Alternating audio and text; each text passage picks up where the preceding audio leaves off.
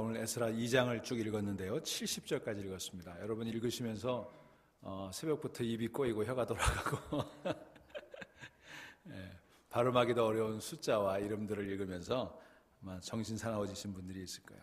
목사님, 저는 숫자만 보면 정신 사나워집니다, 그러시는 분들도 있을 텐데요. 그래서 제가 스킵해서 읽을까 하다가 다 읽는 게 필요하겠다라는 생각이 들었습니다. 우리가 이 새벽 예배 시간에 강해를 하게 되니까 에스라서 2장 같은 본문을 읽지 않습니까? 그렇지 않으면 여러분들 그냥 휙 넘어가잖아요. 그죠? 제가 이 2장을 쭉 보면서 그런 생각을 했습니다. 여러분, 이 에스라서 2장 같은 본문을 가지고 설교를 듣는 일이 쉽지 않을 거예요. 이것도 참 은혜다 이 생각을 해봅니다. 말씀을 구석구석 볼 수 있는 기회를 갖게 된 것 감사하시기를 바랍니다. 아무튼 사소한 것에라도 감사를 찾으시면 좋겠어요. 저는 이 에스라서 2장을 준비하면서 이 본문을 가지고 어떻게 설교를 해야 되나 암담하기도 한데 쭉 읽으면서 많은 은혜를 느낄 수가 있었습니다. 오늘 본문에는 여러분들이 읽으셨던 대로 수많은 사람들의 이름이 기록이 되어 있습니다. 여러분, 이 이름들 가운데 아시는 이름이 있으세요? 아무도 없죠. 아무도 알지 못하는 그런 이름들이 쭉 기록이 되어 있습니다. 이 사람들이 바로 오늘 본문에 보니까 사로잡혀 바벨론으로 갔던 자들의 자손들 중에서 노임을 받고 예루살렘과 유다 도로 돌아와 각기 각자의 성읍에 돌아간 자들이다, 이렇게 소개하고 있어요. 70절에도 이에 제사장들과 레위 사람들과 백성 몇과 노래하는 자들과 문지기들과 느디님 사람들이 각자의 성읍에 살았고 이스라엘 무리도 각자의 성읍에 살았더라, 이렇게 소개하고 있습니다. 그러니까 포로 생활에서 돌아와서 각자의 성읍에 살았던 사람들이에요. 여기 각자의 성읍에 살았다 이렇게 번역이 되어 있는데 개역 성경, 우리가 전에 읽던 성경에는 각기 본성에 이른 자, 이렇게 소개가 되어 있습니다. 본성으로 귀환에 돌아온 백성들의 이름이 여기 기록이 되어 있는 것입니다. 이것을 쭉 보면서 저는 이런 생각했습니다. 우리의 이름은 어디에 기록될 것인가? 여러분, 여러분의 이름은 어디에 기록될 것인가 생각해 보셨습니까? 여기 계신 여러분 모두, 그리고 우리 주암교회 성도님들이 그 모든 이름이 하나님 나라의 생명책에 기록되기를 간절히 소망합니다. 포로로 잡혀갔다가 본성으로 돌아간 백성들의 이름이 여기 기록되어 있지 않습니까? 이것을 보면서 생각했어요. 우리가 예수 그리스도를 알기 전에는 사탄의 종노릇하면서 노예처럼, 포로처럼 지내지 않았습니까? 그런데 우리 예수 그리스도로 말미암아 그 종노릇에서 해방되어 자유함을 얻고 이 땅에서 순례의 길을 걸어가다가 우리 역시 본성으로, 본향으로 돌아갈 하나님의 거룩한 백성이다. 여러분, 이걸 믿으시기 바랍니다. 그렇기 때문에 우리는 이 땅에 살면서도 이 땅에서 영원히 살 것처럼 그렇게 살지 아니하고 우리는 돌아갈 곳이 있는 사람이다. 우리에게는 본성이 있다. 그래서 여러분, 이것을 기억하시면서 살아갈 때 우리가 하나님 앞에서 많은 열매를 맺게 되리라고 믿습니다. 여러분, 이곳에서 우리 영원히 살지 않아요. 여러분, 지금 포로 생활처럼 힘드십니까? 고단하고 외로우십니까? 여러분, 돌아갈 날이 있습니다. 돌아갈 곳이 있는 줄로 믿으시기를 바랍니다. 돌아갈 곳이 있다는 것이 얼마나 기쁨인지 모르겠어요. 저녁이 되어도 돌아갈 곳이 없다면 얼마나 가련하겠습니까? 하지만 우리에게는 본성이 있습니다. 이것을 기억하며 살아가실 수 있기를 간절히 축원합니다. 이제 이 고레스 왕의 칙령에 따라서 주전 538년 그 어간에 바벨론의 포로로 잡혀갔던 이스라엘 백성들이 이제 돌아갑니다. 그 중에 마음의 감동을 받은 사람, 하나님의 감동을 받은 사람들이 예루살렘으로 돌아가요. 그런데 그 숫자가 오늘 64절에 보니까 모두 몇 명이었습니까? 온 회중의 합계가 42,360명이었다. 이렇게 기록이 되어 있어요. 그리고 그 외에 노비가 7,337명, 노래하는 자가 200명. 다 합치면 대략 5만 명 내외의 사람들이 예루살렘으로 귀환한 것으로 그렇게 기록이 되어 있어요. 그리고 아직도 바벨론에 귀환하지 않고 남아있는 사람들도 있었습니다. 여러분, 원래 그런 거예요. 돌아가는 사람도 있고 남는 사람도 있는 것입니다. 자, 여기 보면 귀환한 사람들의 총 숫자가 42,360명과 노비를 합쳐서 대략 5만 명이다 그랬는데 여기 그 숫자가 쭉 나오지 않습니까? 몇 명. 여러분, 혹시 다 더해보셨어요? 다 더해보면 5만 명이 안 돼요. 이걸 또 계산해보는 사람들이 있더라고요. 어떤 사람이 계산해보니까 3만여 명이라고 그래요. 한 2만 명의 차이가 있습니다. 또 여기 나온 이름들은 그렇게 많지 않잖아요. 자, 이런 차이가 왜 있는 걸까? 생각해보니까 아마도 귀환한 사람들 가운데 특별히 기억될 만한 사람들이 여기 이름이 기록이 되어 있고 또 그 숫자가 기록이 되어 있는 것 같습니다. 여러분 미국에서도 보면 홀 오브 페임이라는 게 있죠. 명예의 전당. 뭐 골프도 그렇고 야구도 그렇고 뭐 락앤롤 뭐 무슨 컨트리 뮤직 이런 홀 오브 페임이 있어요. 명예의 전당. 여러분 뭐 프로야구 같은 경우에도 메이저리그에서 활동하는 프로야구 선수가 1년에 뭐 1000여 명씩 나오지 않습니까? 그런데 해마다 홀 오브 페임에 들어가는 사람은 서너 명에 불과해요. 다 활약했지만 그러나 이 명예의 전당에 기록되는 사람 소수라고 하는 것입니다. 오늘 여기 5만 명 정도가 귀환을 했습니다만 그 가운데 특별히 기억될 만한 이름들이 오늘 여기에 기록되어 있는 게 아닌가 그런 생각을 해보게 됩니다. 연결해서 생각해 보면 우리가 신앙생활을 하면서도 그저 구원받은 성도가 된 것에 만족하지 말고 크게 하나님의 이름을 높여드리고 하나님께 기억되는 인물, 우리의 이름이 이렇게 오래도록 기록될 수 있으면 좋겠다 생각을 해보게 됩니다. 여러분 구원받은 백성이 되신 것도 감사하지만 특별히 하나님께 기억된 바 되는 그런 여러분들 다 될 수 있기를 주의 이름으로 축원합니다. 여러분 한번 생각해 보세요. 여기 이름이 기억된 사람들이 오랜 세월이 흘러서 자기들의 이름이 이렇게 성경책에 기록되리라고 상상이나 했겠습니까? 지금 한 2500년이 흐른 후에 이 미국 땅에 사는 한국 사람들이 이 사람의 이름을 이 특별 새벽기도 시간에 이렇게 줄줄이 불러가면서 혀가 꼬여가면서 그 이름을 부르리라고 상상조차 못하지 않았겠습니까? 그런데 다 기록된 거예요. 여러분 하나님은 이렇게 사람들은 미처 생각하지 못했지만 그분께 철저히 헌신하고 그분의 이름과 영광을 위해 행한 여러 가지들을 기억하시는 분이신 줄로 믿으시기를 바랍니다. 소자에게 냉수 한 그릇 준 것까지도 다 기억하고 다 축복해 주시는 하나님이십니다. 여러분이 2014년 이 벽두에 특별 새벽기도에 나와 무릎 꿇고 간절히 기도한 것도 하나님 다 기억하실 줄로 믿습니다. 자, 이제 2절 말씀 주목해 보시기를 바랍니다. 곧 수르바벨과 예수아와 느헤미야와 스라야와 르엘라야와 모르드게와 빌산과 미스발과 비그웨와 로훔과 바하나 등과 함께 나온 이스라엘 백성의 명수가 이러하니. 자, 이 이름들은 이제 귀환할 때의 지도자들의 이름이었어요. 백성들의 리더들이었습니다. 그런데 우리 지난번에 공부했던 그 느헤미야 7장에 가보시면 7절에 이 내용이 그대로 반복이 되어 있어요. 근데 거기 보면 이 에스라서에는 11명이 이름이 되어 있고 느헤미야서에는 1명이 더 추가돼서 12명이 기록이 되어 있습니다. 이런 차이가 있고 나머지 이름들은 다 똑같아요. 이 12이라고 하는 숫자가 이스라엘에게는 특별히 의미가 있는 숫자 아닙니까? 12지파, 12제자 그래요. 그러니까 이건 어떤 의미가 있냐면요, 이스라엘 백성들이 바벨론에서 예루살렘으로 귀환한 이 사건을 제2의 출애굽 사건이다 이렇게 보는 거예요. 야곱의 자손 70명이 애굽에 들어갔다가 거기서 12지파를 이루어서 이제 출애굽하고 가나안 땅에 들어가서 땅을 분배받고 거기에 정착하지 않습니까? 12지파가 거기서 생겨나게 되는 거예요. 그런 의미에서 이 에스라서와 느헤미야서는 바벨론에서의 포로로 잡혀갔다가 돌아오는 이 귀환을 언급하면서 다시 이스라엘이 재건되는 그런 의미를 부여하고 있는 것입니다. 재건의 역사. 제가 첫날 에스라서의 주제가 전체를 관통하고 있는 키워드가 뭐라고 그랬어요? 리커버리라고 그랬죠. 재건, 회복이라고 그랬습니다.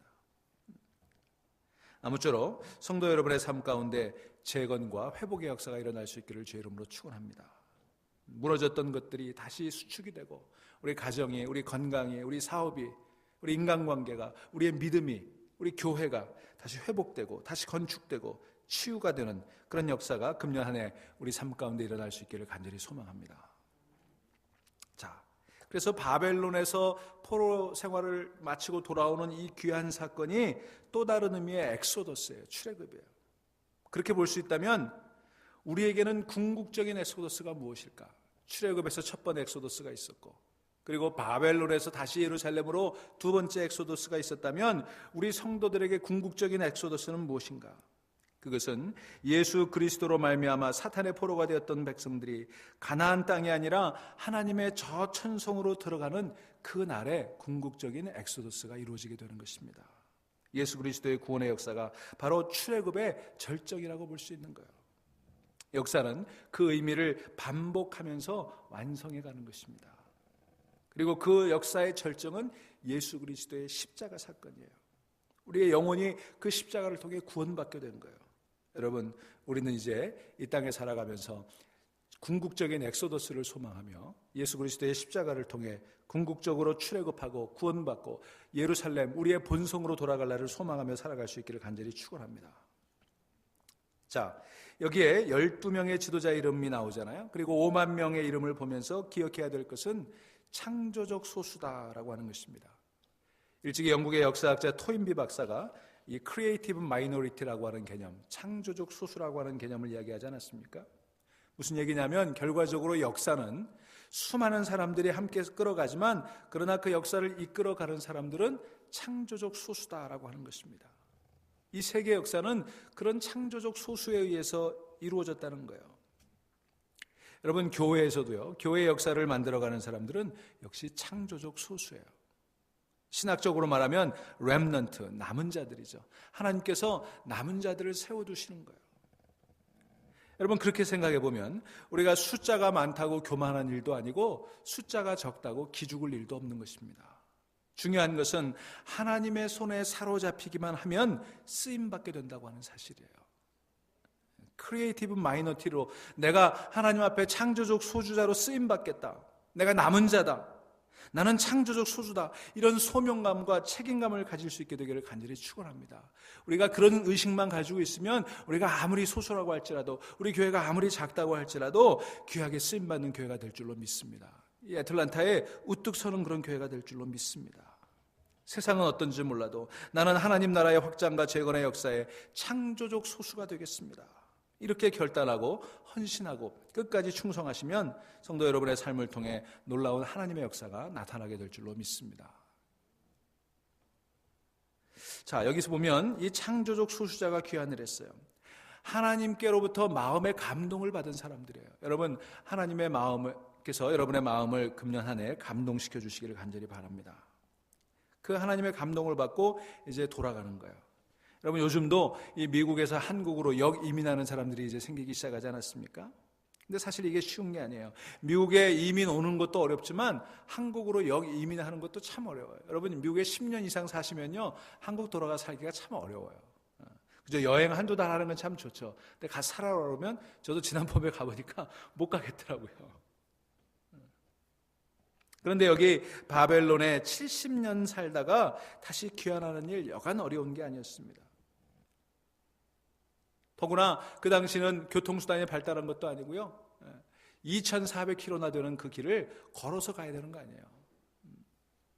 더구나 개인적인 영달이나 경제적인 목적 때문에 귀환하는 것이 아니라, 미국에 사니까 뭐 인슈런스도 안 되고 뭐도 안 되고 그래서 돌아가는 게 아니라, 요즘은 한국이 다 잘 돼 있기 때문에 돌아가지만 그때는 예루살렘은 폐허가 된 데 아닙니까? 그리로 돌아가는 일이 쉬운 일이 아니었어요. 개인적인 목적 때문이 아니라 예루살렘 성전을 재건하고 그 폐허가 된 하나님의 도성을 다시 쌓는 일, 하나님의 말씀대로 살아가는 일이 최우선적인 목적이 되어서 예루살렘으로 돌아가는 거예요. 여러분 신앙적인 동기가 우리 삶을 결정하는 데 가장 중요한 이유가 될 수 있기를 주의 이름으로 축원합니다. 경제적인 동기가 아니라, 개인의 편리가 아니라 신앙적인 동기 때문에 우리 모든 것들을 결정할 수 있어야 돼요. 여러분, 학군 때문이 아니라, 투자 가치 때문이 아니라, 생활의 편리 때문이 아니라 하나님을 온전히 섬기고 교회에 온전히 봉사하기 위한 신앙적 동기가 여러분 인생의 궁극적인 목적이 되어야 되는 거예요. 무엇을 하든지 신앙적 동기에서 해야 되는 거예요. 여러분, 집 때문에 교회를 옮기는 사람들은 많지만 교회 때문에 집을 옮기는 사람을 거의 보지 못했어요. 이거 문제 아닙니까? 여러분, 직장과 직업 때문에 교회를 등한시하고 신앙을 떠나는 사람들이 아니라 교회와 신앙 때문에 직업과 직장도 결정할 수 있는 그런 여러분들 될 수 있기를 주의 이름으로 축원합니다. 신앙적 동기가 금년 한 해 여러분 무엇을 하든지 우선적인 동기가 될 수 있기를 간절히 바랍니다. 마태복음 7장 14절에 보면 생명으로 인도하는 문은 좁고 길이 협착하여 찾는 이가 적다 그랬습니다. 여러분, 우리는 말이에요, 좁은 길을 가도록 부름을 받은 사람이에요. 하나님 우리를 넓은 길로 부르시지 않았습니다. 좁은 길을 가도록 우리를 불러주셨어요. 그런 부름받은 소수예요. 제가 좀 전에 크리에이티브 마이너리티, 창조적 소수를 얘기했습니다만 바이털 퓨라고 그러죠. 결정적 소수, 역사를 이끌어가는 결정적인 역할을 하는 소수가 있다는 거예요.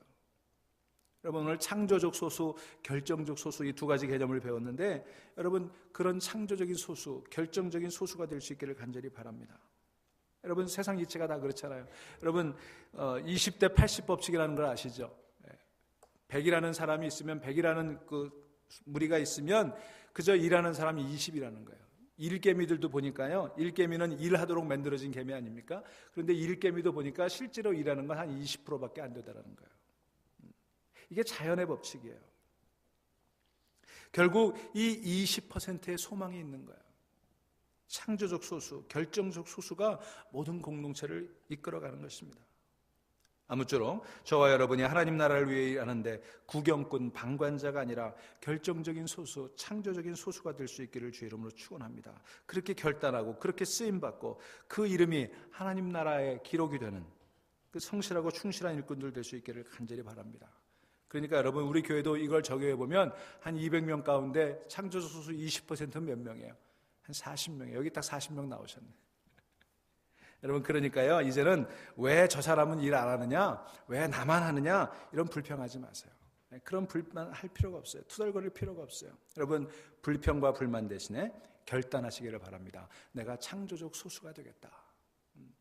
다른 사람이 일을 하든 말든 내가 하나님 나라의 귀한 일꾼 되고 그렇게 결단해서 좁은 길을 걸어가는 사람 되겠다. 그러고 나면 불평도 아니고 그게 축복이고 그게 기쁨이 되게 될 줄로 믿습니다. 여러분의 선택이에요. 구경꾼이 될 것이냐, 방관자가 될 것이냐, 아니면 결정적 창조적 소수가 될 것이냐. 바로 그 창조적 소수들이 이제 예루살렘으로 돌아가서 성전을 재건하게 됩니다.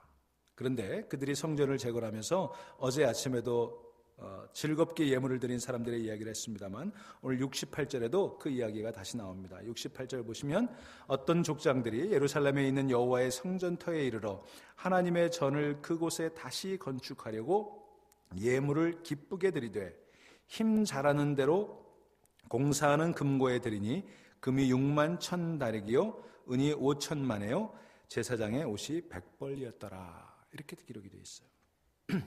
여러분 여기 보면 예물을 드릴 때 중요한 기준 두 가지가 제시가 되어 있습니다. 첫 번째는 즐거이 드린다라고 하는 것이고 두 번째는 힘 잘하는 대로 드린다는 것입니다. 첫 번째가 즐겁게 드리는 거예요. 억지로 하거나 인색하게 하거나 그렇게 하지 않고 기쁘게 즐거이 드리라는 것입니다. 여러분 우리가 드릴 수 있는 게 즐거움인 줄로 믿으시기를 바랍니다. 여러분 드릴 수 있게 된 것 감사하시기 바랍니다. 여러분 받는 기쁨도 있지만 주는 기쁨이야말로 더 감격 있는 기쁨인 거예요. 드리는 기쁨. 여러분 아무쪼록 연보를 드리고 교회 일에 여러 가지로 헌신하시고 남에게 베풀고 하는 모든 일에 즐거움이 회복될 수 있기를 주의 이름으로 축원합니다. 여러분 2014년에 즐겁게 드릴 수 있는 그런 하나님의 축복이 여러분과 함께 하시기를 간절히 소망합니다. 두 번째는 힘 잘하는 대로 드려라 그랬어요. 역량대로 드리라는 것입니다. 여러분 예물은 강제로 드리는 거 아니에요. 다른 사람들과 비교해서 드리는 것도 아니고 다른 사람에게 보이려고 드리는 것은 더더욱 아닙니다. 어떻게 드려야 돼요? 역량대로. 영어 성경에 보니까 according to their ability 그랬어요. 능력에 따라서. 여러분은 각자 능력대로 드린다 이런 거예요. 여러분 사실은요 우리가 능력대로 드리면 다 되는 거예요. 우리 교회도요 능력대로 드리면 아무 부족할 게 없어요. 기쁨으로 능력대로만 드리면 되는 거예요. 여러분 저는 오늘 아침에 여러분들에게 두 가지만 말씀드립니다. 정성껏 드리자 그리고 정직하게 드리자. 우리가 정직하게 그리고 정성껏 드리면 여러분 우리에게 모든 것들이 풍족하게 될 줄로 믿습니다. 이런 예물을 하나님께서 기뻐하시게 될 것입니다. 여러분 과부의 두 랩돈 그것을 칭찬하시는 예수님, 여러분 저는 그 예수님이 얼마나 감사한지 모르겠어요. 세상 사람들은 코웃음을 칠 만한 그런 아주 작은 예물, 그런데 주님께서는 그걸 기뻐하시지 않았습니까? 왜냐하면 즐겁게 드렸고 힘껏 드렸기 때문이에요. 정성껏 드렸고 정직하게 드렸기 때문이에요. 마치 생명을 드리듯 그렇게 드렸기 때문에 주님이 기뻐하셨습니다. 저는 우리가 예물을 드릴 때나 우리의 시간과 우리의 재능과 우리의 정성을 교회에 드릴 때 우리의 생명의 일부를 드리는 것 같은 마음으로 드렸으면 좋겠다 생각해 봅니다. 우리가 그런 마음으로 드릴 수만 있다면 다른 삶의 영역에서도 정성껏 주님께 모든 것들을 드릴 수 있다. 저는 그렇게 믿습니다. 예물에 정직하면 다른 삶의 영역에서도 정직하게 되는 거예요. 여러분 그게 복받는 비결인 줄로 믿으시기를 바랍니다. 지난 주일에도 어느 교우 한 분이 제 방에 찾아와서 얼마 안 되지만 어려운 교우를 도와주라고 봉투를 하나 주셨어요. 제가 보기에는 어쩌면 그분이야말로 도움을 받아야 될지 모르는 그런 처지에 있는 분이었어요. 제가 그분이 어떻게 지내는지를 다 잘 알고 있기 때문에 그렇게 그런 거를 누구에게 나눠주라고 드릴 만한 그런 형편이 못 된다는 걸 알아요. 그런데도 해마다 연말이 되면 그렇게 이웃을 돕는 그런 정성을 보면서 제가 참 귀한 마음이다 생각을 하게 되었습니다. 여러분, 모든 것이 다 하나님께로부터 온 것입니다. 내 것이라고 주장할 수 있는 것 하나도 없습니다. 물질뿐만이 아니라 내 재능도, 내 능력도, 내 시간도 다 하나님의 것입니다. 모든 것이 하나님의 거예요. 그럼 우리가 헌금을 드린다 이렇게 표현을 합니다만 사실은 드리는 게 아니죠. 되돌려 드리는 것입니다. 그러므로 우리가 이렇게 즐거이 그리고 힘껏 드릴 때 그것을 통해서 성도들이 세워지고 필요에 따라 나누고 또 교회 내에서뿐만이 아니라 이 땅에 많은 연약하고 곤고한 이들을 위해 교회 선교하고 섬기는 그런 모든 일들이 크게 우리 가운데 일어나게 될 줄로 믿습니다. 금년에 모쪼록 여러분의 삶의 모든 것들을 정성껏 정직하게 드릴 수 있는 여러분의 삶이 될 수 있기를 주의 이름으로 축원합니다. 이제 오늘 70절에 보시면 그런 이들이 다 돌아가서 예루살렘에 이르게 되었습니다. 얼마나 귀한 일인지 몰라요. 그들이 포로 생활하면서 그날이 오리라고 꿈이나 꿨겠습니까? 모든 이스라엘 백성들이 다 돌아가서 예루살렘에 다시 모여 본성에 돌아갈 수 있으리라고 꿈이나 생각을 했겠습니까? 그런데 여러분, 하나님께서 약속하시니 다 돌아가게 되는 것입니다. 본성에 이르게 되는 것입니다. 하나님께서 약속해 주셨습니다. 저와 여러분들 이 땅의 나그네의 삶을 살면서 순례자의 삶을 살면서 힘들고 고단하지만 그러나 하나님의 약속대로 본성에 이를 날이 오게 될 줄로 믿습니다.